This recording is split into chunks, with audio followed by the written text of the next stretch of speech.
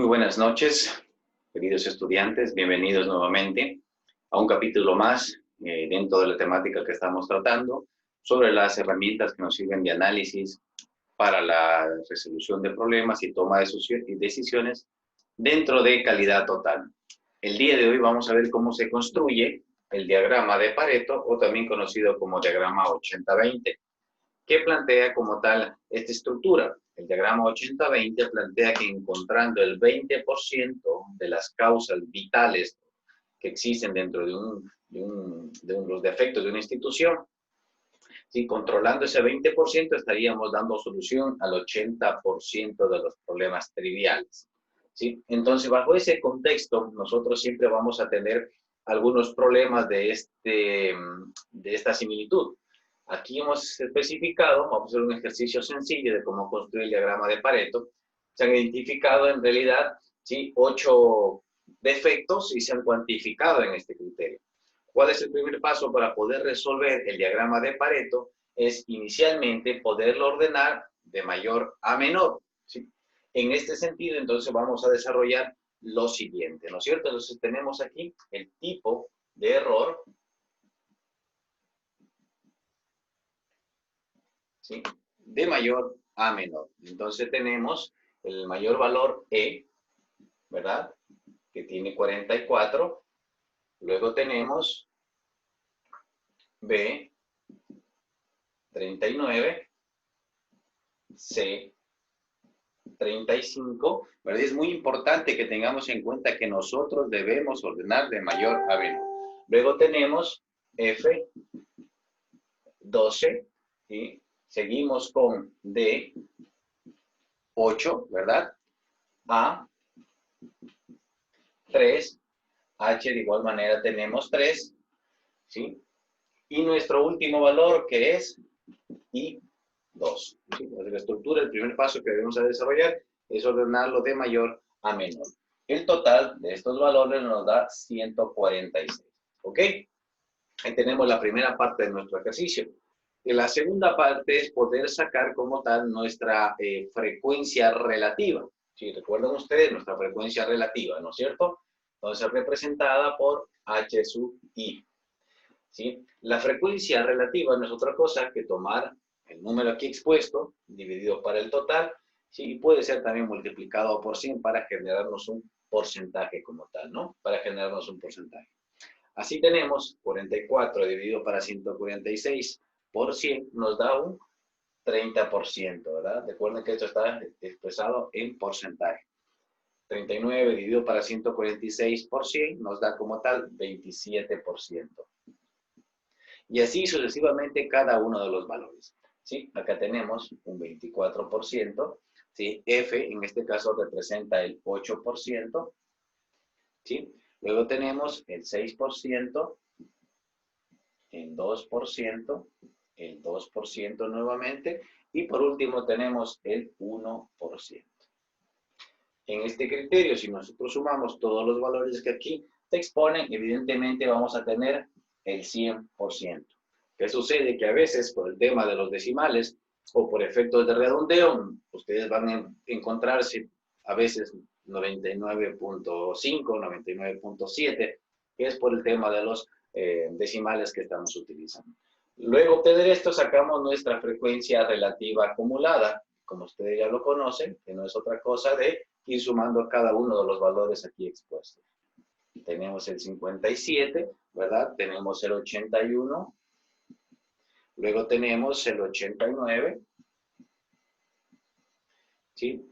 Llegamos al 95% de los datos, luego tenemos el 97, el 99 y finalmente el 100% de los datos, ¿no? Ese es el primer cálculo que nosotros necesitamos realizar para poder construir nuestro diagrama de Pareto, diagrama de 80-20, ¿ok? Y bueno, el siguiente paso, pues evidentemente, es la construcción como tal del diagrama, ¿no? Vamos a graficarlo, ¿sí?, para poder tener una estructura de representación de mejor manera, ¿ok? ¿Qué se establece aquí? Más o menos tenemos la siguiente representación. ¿Qué graficamos en esta parte de los datos? Pues evidentemente nosotros vamos a tener en cuenta nuestra frecuencia de los datos. ¿Y qué distribución vemos? ¿Sí? Que aquí los datos van hasta 50, pero nosotros podemos hacer en una escala de 20 en 20, ¿verdad? Para luego ajustarlo con el otro porcentaje. Entonces vamos a tener aquí el porcentaje de los datos, ¿no es cierto? Tenemos 20, 40, 60, 80, perdón, 100, 120 y 140, ¿verdad? Y tenemos nuestra representación de nuestra frecuencia absoluta. ¿Qué graficamos en el eje horizontal como tal? Vamos a tener los diferentes tipos de efectos, errores que se hayan calculado dentro de lo que es el sistema de producción de una empresa, o tal vez los errores encontrados desde el punto de vista de insatisfacción del cliente, dependiendo de lo que hayamos medido. Pero aquí van ordenados igual, de mayor a menor, todos los tipos de errores o defectos que se han calculado. Entonces, entre esto tenemos, ¿verdad? E, B, C, F, D, A, H y por último I, ¿verdad? Tenemos I. En este caso viene a ser, como les decía, ordenado desde mayor a menor, ¿sí? Cada uno de los defectos aquí encontrados. ¿Sí? Luego de esto, ¿qué es lo que nosotros tenemos que representar acá? Bueno, acá vamos a tener una escala hasta el 100%, ¿verdad? Que es la representación de los datos, ¿sí? También nosotros podemos utilizar la misma escala hasta acá, o simplemente ya organizarla en base a lo que queramos representar. Entonces nosotros también vamos a colocar aquí 20, 40, 60, 80, 100, ¿verdad? 120 y 140. Podemos agrandar la escala, ¿no? Aquí en realidad lo que sirve es poder representar la escala hasta el 100%. Siguiente paso, vamos a representar tomando en cuenta el valor de nuestra frecuencia en cada uno de los defectos aquí expuestos. Entonces tenemos, en E tenemos una frecuencia de 44. Entonces nos ubicamos más o menos nosotros, ¿sí? Dentro del espacio que nos permite la gráfica, ¿verdad? Luego tenemos B, que tiene un valor de 39, ¿no es cierto? Y vamos a ir representando de igual manera el desarrollo de este gráfico. ¿Sí? C en este caso nos dice que tiene también 35 valores dentro de la frecuencia absoluta. F tiene 12, ¿verdad? Aquí ya vemos que baja drásticamente. ¿Sí? D tiene 8. A tiene 3.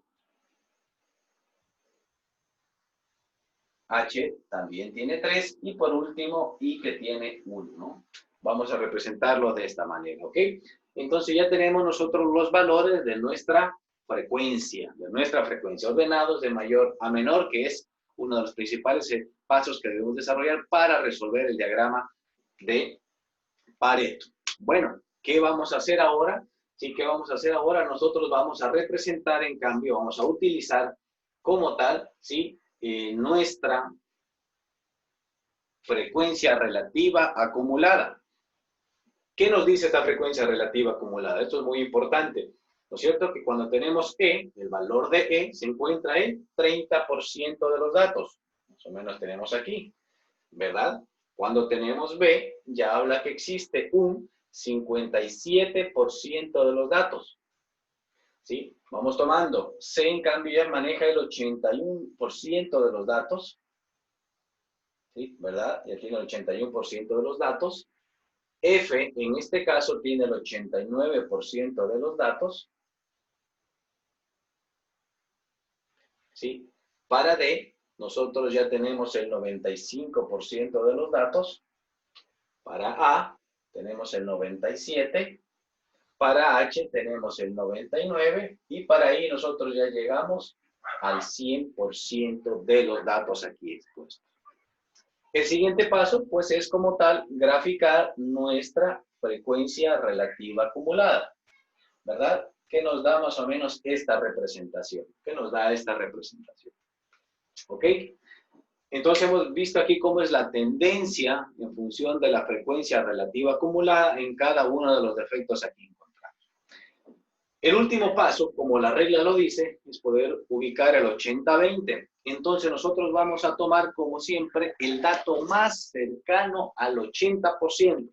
Sí, el más cercano al 80%.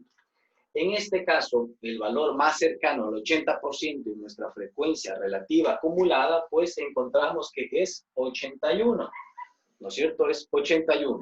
Entonces yo me dirijo en esta escala, ¿verdad? En esta escala de porcentajes y ubico el 81%, ¿no? Más o menos tenemos por aquí el 81% de los datos, ¿verdad? ¿Qué me toca realizar? ¿Cuál es el último paso? Pues evidentemente yo traslado como tal una perpendicular hacia la gráfica de la frecuencia relativa acumulada, ¿sí? En donde se intersectan como tal, y luego me dirijo hacia el eje de las X. ¿Qué me permite encontrar este gráfico como tal? Es que yo he podido evidenciar que aquí se encuentra el 20% de las causas vitales y acá tengo el 80% de los problemas triviales. Es decir, en otras palabras, que si yo estoy solucionando este 20%, estaría dando respuesta al 80% de aquellos problemas. ¿Cuáles vienen a ser las causas triviales en este tema que he identificado? Pues tenemos los defectos E, B, ¿sí? Y C. Son los principales defectos encontrados dentro de este problema, ¿no? Esto nos ha servido para poder, como les decía, ubicar de alguna u otra manera cuáles son aquellas causas vitales y aquellos problemas triviales dentro de un conjunto de mediciones tomadas en un tema empresarial. ¿Ok? Espero les haya servido esta explicación sobre lo que tiene que ver el diagrama de Pareto y seguiremos posteriormente, ¿sí?, con el resto de herramientas para el control de la calidad. Les agradezco una vez más por participar en esta asignatura.